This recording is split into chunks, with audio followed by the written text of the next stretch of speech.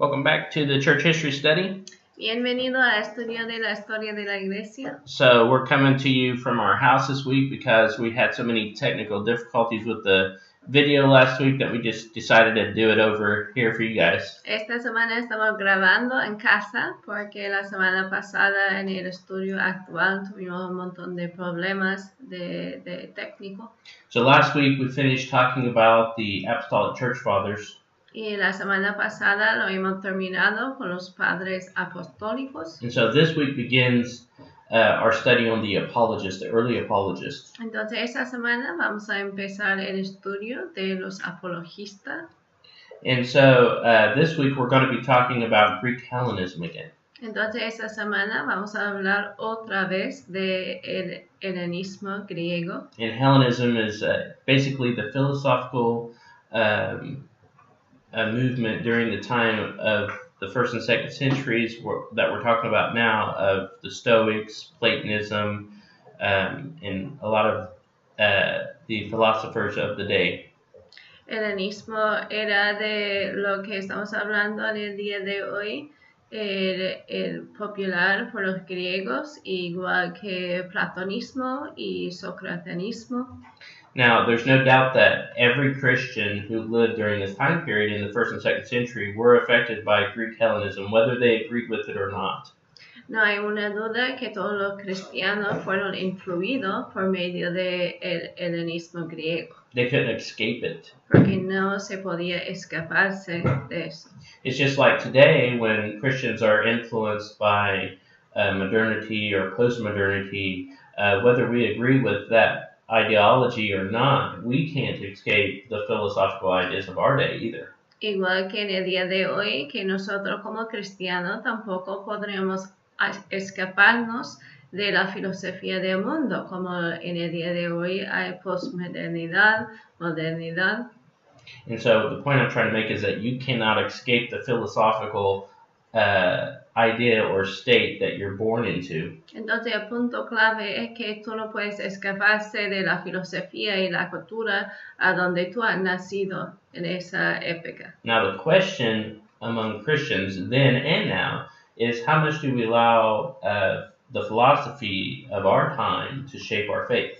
Entonces la pregunta por ahora y por esa época también es cuánto permitimos que la filosofía está influyendo a nuestra fe. And the early church was divided over this question.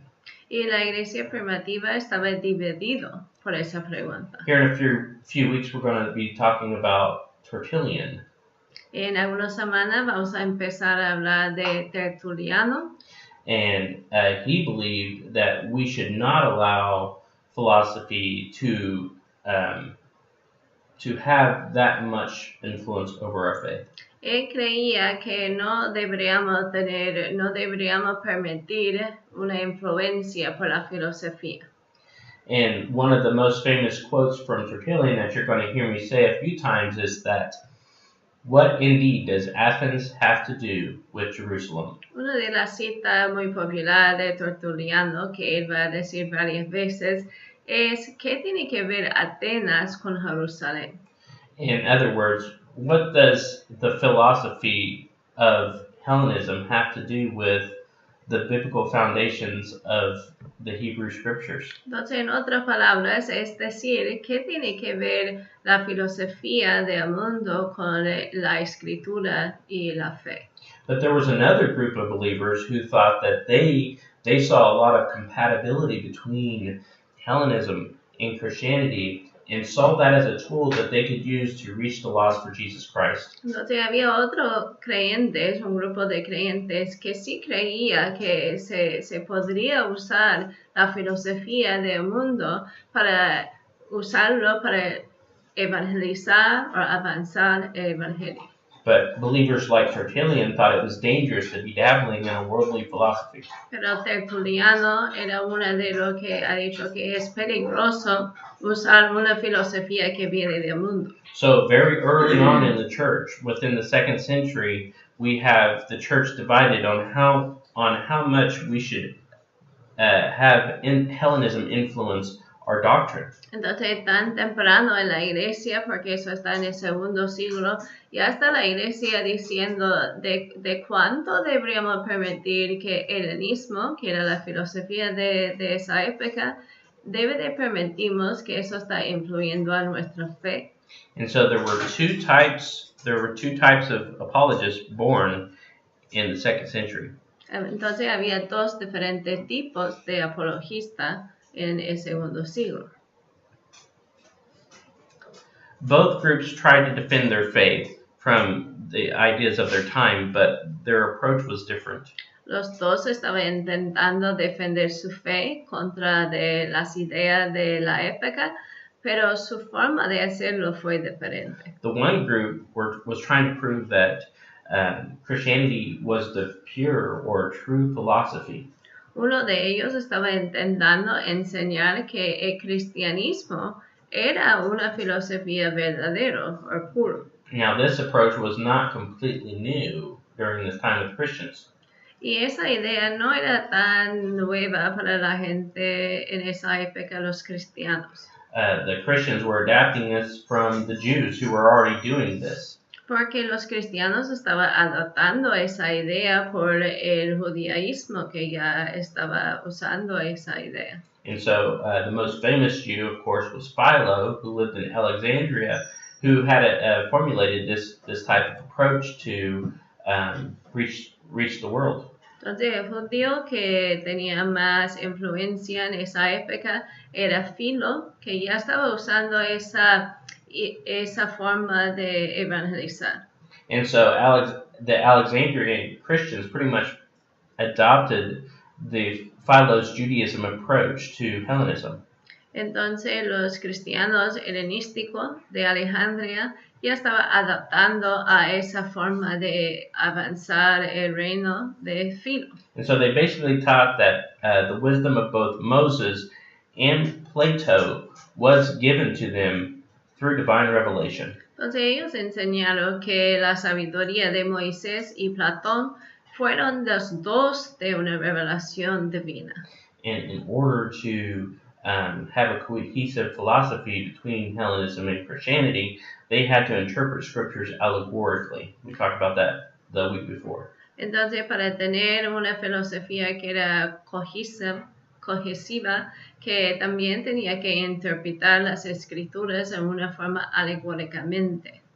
Now, the Alexandrian Christians, they believed that they had Paul's support for this. Y los creyentes de Alejandría creían que tenía el apoyo de Pablo por medio de hacer esa forma. This is the very thing that Paul does in Acts chapter 17. Porque Pablo lo hace en Hechos 17. I'll read it for you, 16 through 34. En Hechos 17, versículos 16 a 34, si podrías seguir lo que él va a leer en la escritura en castellano. And if you're reading in Spanish, you can just read on your own in Spanish. Mm-hmm. So, chapter 17, verse 16 through 34. Meanwhile, Paul was writing for them in Athens. He was greatly distressed to see the city was full of idols. So he reasoned in the synagogue with both Jews and God-fearing Greeks, as well as in the marketplace day by day with those who happened to be there. A group of Epicurean and Stoic philosophers began to debate with him. Some of them asked, "What is this babbler trying to say?" Others remarked, "He seemed to be advocating foreign gods." They said this because Paul was preaching the good news about Jesus and the resurrection. Then they took him and brought him to a meeting of the Areopagus, where they said to him, "May we know what this new teaching is that you are presenting? You are bringing some strange ideas to our ears, and we would like to know what they mean." All the Athenians and the foreigners who lived there spent their time doing nothing but talking about and listening to the latest ideas. Paul then stood up in the meeting of the Areopagus and said, "People of Athens, I see that in every way you are very religious. For as I walked around and looked carefully at your objects of worship, I even found an altar with this inscription, to an unknown God. So you are ignorant of the very thing you worship, and this is what I am going to proclaim to you. The God who made the world and everything in it is the Lord of heaven and earth, and does not live in temples built by human hands, and he is not served by human hands as if he needed anything. Rather, he himself gives everyone life and breath and everything else. From one man he made the nations, that they would inhabit the whole earth, and he marked out the appointed times in history in the boundaries of their lands. God did this so they would seek him and perhaps reach out for him and find him, though he is not far from any one of us. For in him we live and move and have our being. As some of your own poets have said, we are his offspring. Therefore, since we are God's offspring, we should not think that the divine being is like gold or silver or stone, an image made by human design and skill. In the past, God overlooked such ignorance, but now he commands all people everywhere to repent, for he has set a day when he will judge the world with justice by the man he has appointed. He has given proof of this to everyone by raising him from the dead. When they heard about the resurrection of the dead, some of them sneered, but others said, we want to hear you again on this subject. At that, Paul left the council. Some of the people became followers of Paul and believed. Among them was Dionysius, a member of Areopagus, also a woman named Damaris, and a number of others. So what you could do now is pause the video and go back and reread that again. Entonces lo que podría hacer ahora es hacer una pausa por el video y leer esa escritura otra vez para que se puedan coger más. And then paraphrase this passage in your own words. What happened?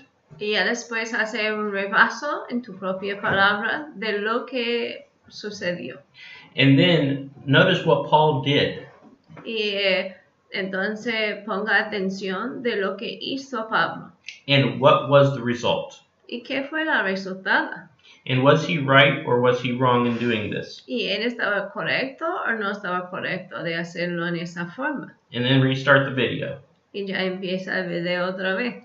Now the Alexandrian Christians believed they were defending the faith in the same manner that Paul was, even though they may have been taking it to an extreme.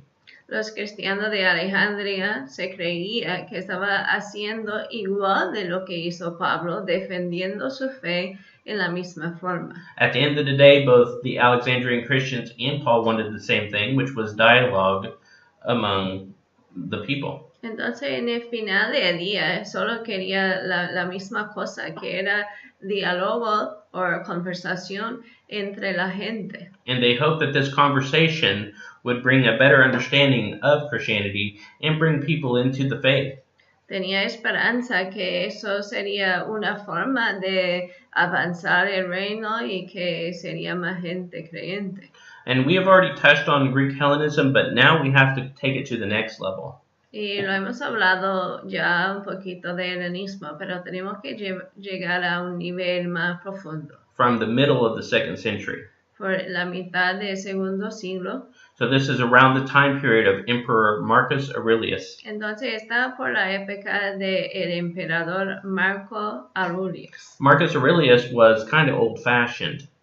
Él era algo como conservador o de una época antes. He worshipped the pagan gods. Porque todavía estaba adorando a los dioses paganos. And he was heavily involved with mystery religions, secret societies, and occultic practices. Estaba muy involucrado en las sociedades secretas y en práctica oculta y cosas misteriosas.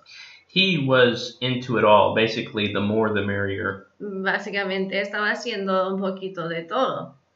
Now, just realize that these ancient religions and practices were becoming outdated by Hellenism. Entonces tiene que darse cuenta que esa práctica antigua ya estaba más antigua porque el helenismo estaba poniéndose ahí. And so, but he continued in his practice because he was searching for immortality. Pero Marco estaba continuando con esa práctica porque estaba buscando inmortalidad. For example, being baptized in the blood of bulls. Por ejemplo, fue bautizado en los toros que fueron sacrificados, bautizado por su sangre. But Hellenism during this time was seen as superior.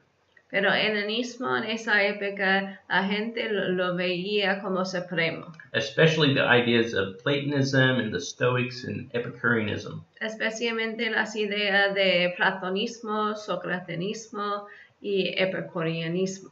And now it's important to remember that Hellenism rejected polytheism. Y es importante saber que el helenismo también rechazó el politeísmo. They only believed that there could be one God. Ellos se creían que solamente puede ser un Dios. And that the spiritual realm stood high above the physical realm. Y ese realmo espiritual estaba mucho más alto, un nivel más alto que el realmo físico. In the Platonists and the Hellenists, they believed in the immortality of the soul. Y los helenísticos también creían en la inmortalidad del alma. Now, the Stoics taught that wisdom was sought through living a ethical lifestyle.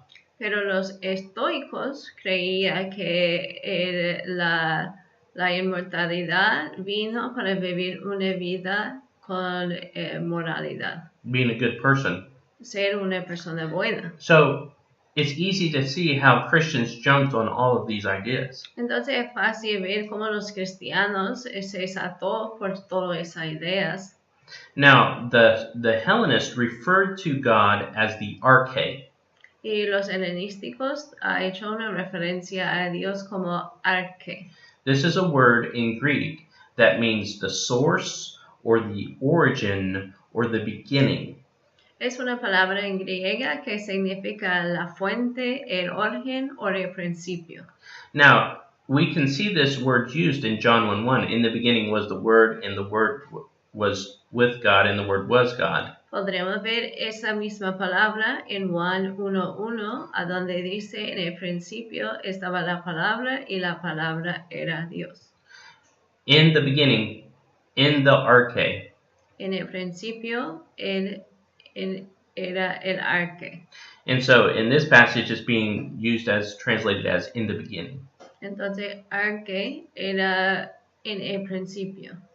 But they taught, the Hellenists taught that God was the arche, that he was the beginning, that he was the origin, that he was the source. Entonces enseñaron que el arche era el principio, que era el origen, que era la fuente. And since he's the origin and the source, what does that make him? Y sí, porque él es el originador y la fuente, entonces, ¿quién es? The originator. El originador. So Christians easily can agree with this, and because they call him the creator. Entonces los cristianos se pueden creer en eso porque ellos también dicen a Dios como el creador. So you can see just how easy it was for the Christian philosophers and apologists to blend these ideas of Hellenism within the faith of Christianity. Entonces se puede ver tan fácilmente era por los apologistas mezclar esa creencia de la filosofía con la fe. And so, since the Hellenists taught that God was the arche, the source or the origin, they taught that everything flows out from him like beams of sunlight. Entonces, como los helenísticos creían que Dios era el origen o originador, que también ha dicho que todo se fluye de él como el sol y rayitos. And they called God a simple substance. Y le llamaba a Dios como una sustancia simple. That means that he's free of a body. The Bible teaches that God is spirit. The Hellenists taught that he did not have a body as well. Entonces significa que él está libre de un cuerpo, que creía que él era espíritu. You kind of misinterpret that. The Christians say that God is spirit. The Hellenist says that God does not have a body. Okay. Los helenísticos han dicho que él no tenía cuerpo y los cristianos dicen que él es espíritu. And so the Hellenists taught that God does not have parts. He's not made up of Entonces los matter. helenistas enseñaban que Dios no tiene partes, no tiene materiales o un cuerpo. And Christians teach that God created matter. Y los cristianos se creen que Dios creó material y todo lo que hay. Another thing that they taught was that God did not have passions, basically emotions that were out of control. Entonces también enseñó que Dios no tenía pasiones o emociones que fueron sin control. And Christians teach that God is in control. Y los cristianos enseñan que Dios tiene todo el control y poder. And the Hellenists taught that God is immutable, which means he cannot change. Y los helenísticos enseñaban que Dios era inmutable, que significa que no se pueden cambiarse Dios. And Christians teach that God is the rock. Y los cristianos se cree que Dios es la roca, He cannot be moved. que no puede ser mudado. And then finally, both Christians and the Hellenists taught that God was eternal and timeless. Para terminar, también los dos helenísticos y cristianos se creía que Dios era fuera de tiempo o sin tiempo o limitaciones. So the Jews and the Christians and the Hellenists were coming up to very similar conclusions about God. Entonces los judíos, los cristianos y los helenísticos tenían conclusiones que eran muy semejantes. And the Hellenists taught that everything, that God is everything that the finite creation is not. Los helenísticos también enseñaban que Dios es todo lo que la creación finito no lo es. So it's easy to understand at this point why the Christians would apply these to the Creator Yahweh of Scripture. Entonces es fácil ver cómo llegó a ese punto los cristianos a usar los pensamientos helenísticos a enseñar la fe. One historian puts it this way: these Christians were simply building a Hellenistic Christian superstructure on Philo's Hellenistic Jewish foundation. Entonces un historiador dice, estos cristianos simplemente estaban edificando a una estructura super helenístico cristiano por medio de filos helenístico judaístico fundación. And so over the coming weeks, we're going to be learning how these Christian philosophers and apologists, we're going to be learning about them and how exactly they defended the faith in a time that was very hostile towards Christianity. Entonces, para la semana que viene vamos a ver cómo estos grupos apologistas estaban defendiendo la fe durante un tiempo que fue muy hostil a los creyentes o a la iglesia. In the coming weeks, so we'll be spending lots of weeks on En las apologists. semanas que vienen, muchas más semanas. And so, like we invented the term apostolic fathers, so the church also kind of invented the term early apologists. Igual que nosotros lo hemos invitado esa frase padres apostólicos dentro de la historia de la iglesia, que también ellos inventaron esa nombre apologista. And so, there is no definite list of the apologists. If you said, well, give me a list of all of them, it's not a concrete list. It's kind of fluid. Entonces no hay una lista de los apologistas que es muy concreto. So basically, these were just the early Christians who took the task of protecting the truth of the gospel. Entonces básicamente eran los cristianos de la iglesia primitiva que tomaba esa responsabilidad a proteger la fe. So as I say many times, what's at stake? Entonces lo que he dicho muchas veces, ¿qué es el riesgo? Salvation. La salvación. And so this trip of the apologists will take us from the middle of the 2nd century into the 3rd century. Entonces ese viaje por los apologistas o peregrinos que vamos a llegar desde la mitad del segundo siglo hasta el tercer siglo. So we're making progress, even though it's slow. This is a Entonces, crawling, not hay straight. un poquito de progreso, pero está un poco lentamente. On a university level, we would just be starting the second week of church history. Entonces, en una clase en la universidad solamente estuviera con el segundo, the just church history, solamente hablando de la historia de la iglesia. So the apologists were Christian theologians and philosophers. Los apologistas eran los teológicos, filósofos, cristianos. And one of the things that separate them from the other theologians and philosophers is that they actually wrote apologies. Y una de las cosas que es distinto de ellos, de otros teológicos, es que ellos escribieron apologías. Now, the word is apologia in Greek. Entonces la palabra en griega es apología. And so it doesn't not necessarily mean to apologize, which is one of the meanings of apology, but it means to defend something. No necesariamente dice como pedir disculpa, porque en inglés es apology, pedir disculpa, pero eso no es lo que significa. Significa para defender algo. And so when they wrote an apology, they weren't saying, I'm sorry for something. They were defending their position, their faith. Entonces, cuando escribió una carta o una apología, no estaba diciendo lo siento, estaba defendiendo a su fe. So you could say that all apologists were theologians and philosophers, but not all philosophers and theologians are apologists. Entonces puede decir que todos los apologistas eran teológicos y filósofos, pero no pueden decir que todos los teológicos y filósofos son apologistas. Now, there is one writing that we will be studying that's considered an apology that we don't know who the author is. Y hay una escritura que vamos a decir que es una apología, pero no sabemos quién fue el autor. The Epistle of Diognetus. Es la epístola de Diognacio. That should sound familiar to you because we listed it as a potential church father, apostolic church father.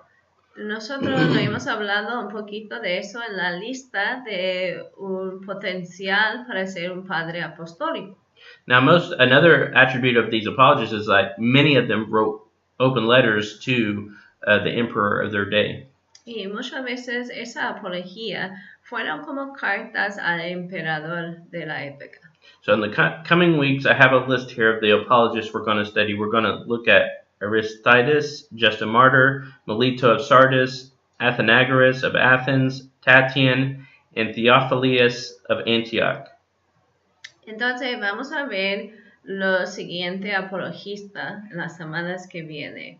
Aristides, Justino, Martín, Melitón de Sardes, Atenágoras de Atenas, Tatiana, Teófilo de Antioquia, Ireneo, y Origen.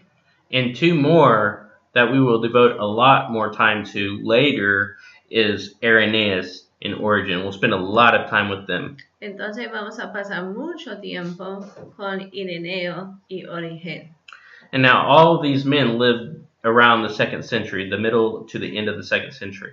Todos estos hombres vivieron por la mitad del segundo siglo, el final del segundo siglo. And all of these men significantly helped to shape Christianity forever. Y todos estos hombres fueron importantes para formar el cristianismo para siempre. Christianity would look really different today if it were not for these men. El cristianismo sea muy diferente si no fuera por estos hombres. So that's all we have for this week. But next week we're going to finish up talking about the apologists, the world of the apologists, and we're going to begin with just the first part of Justin Martyr. Entonces eso es el final para hoy, pero la semana que viene vamos a terminar con which apologist? Justin Martyr. What are we going to finish with? Sorry. The world of the apologists. The world. You know what we studied yesterday? el mundo de los apologistas, cómo era, y también Justino mártir. And so your group questions for today is, how much influence should contemporary philosophy have on our doctrine of the church? Entonces las preguntas para el grupo en el día de hoy son los siguientes. El primero, ¿cuánta influencia deberíamos tener de la filosofía moderna por la doctrina de la Iglesia?